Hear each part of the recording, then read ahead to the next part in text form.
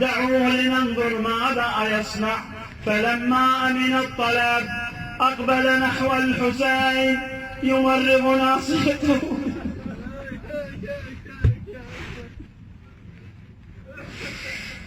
ويسمه ويصعد صعيدا عاليا. قال الإمام الباقر عليه السلام: كان يقول الظليمة من أمة قتلت ابن بنت نبيها، وتوجه نحو المخيم بذلك الصهيل وكأني بالعقيل عليها السلام: يا مهر حسين قل لي عن ولي بعد فيا يا خايب بشفاي الشم صواب قل لي بقلب خي ومن يا جريح دم يفور أكثر يا مهر حسين قل لي حسين وأنا خذنا وياك ودينا الولينا هاي الخيل ساعة ولفت لي نريد يقوم ويبردها يتوزع.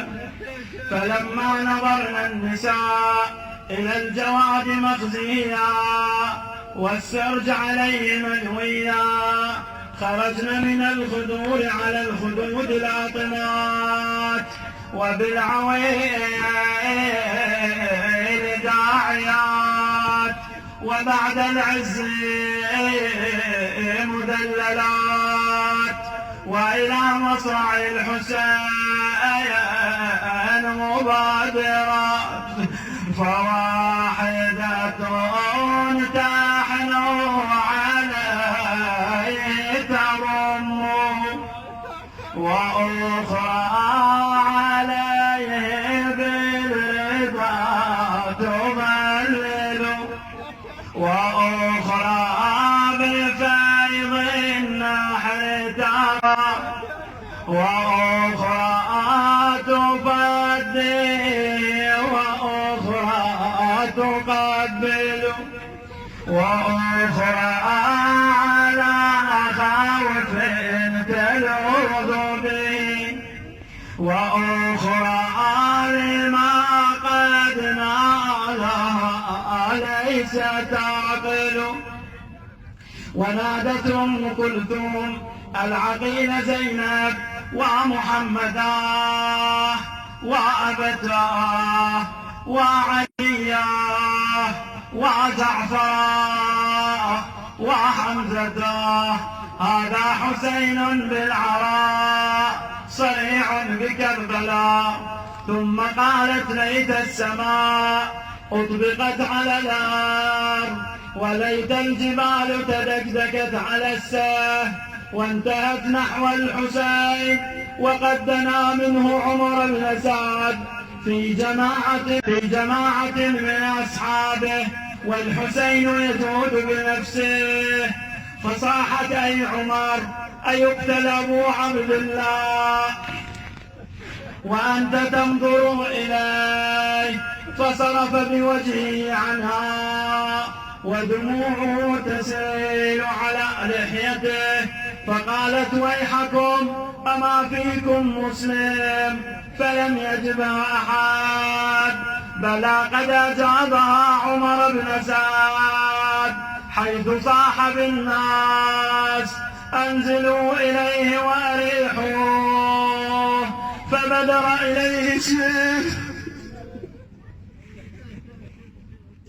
فرفسه برجله وجلس على صدره وقبض على شيبته المقدسة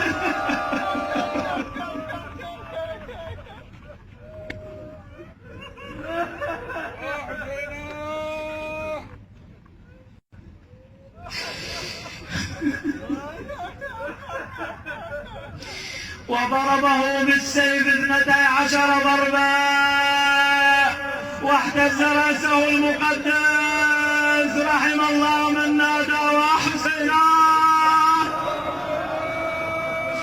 أيوة إماما يا وسيداه وذبيحه وعطشانا يا وحسينا. تقل يا شمر بالله دخلني وما شاف من الطبرات يزي تشوف عيلود ما غير النفس وعينه بيشبهها وتغمر.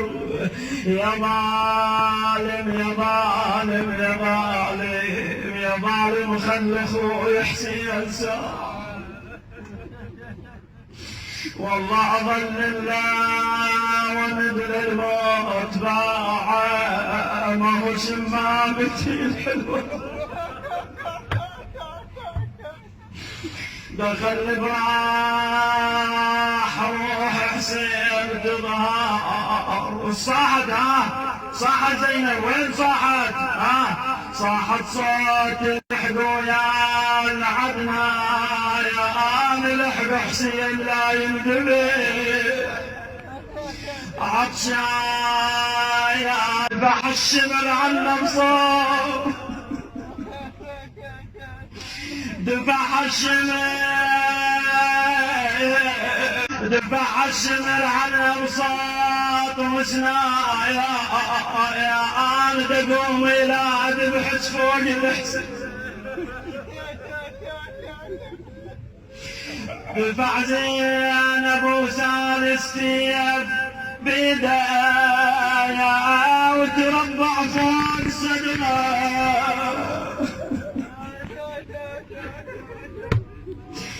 وحد وريده قطع وغدت غرمه ورعيد وخيل القايم دعت للمخيم يا خيل القايم دعت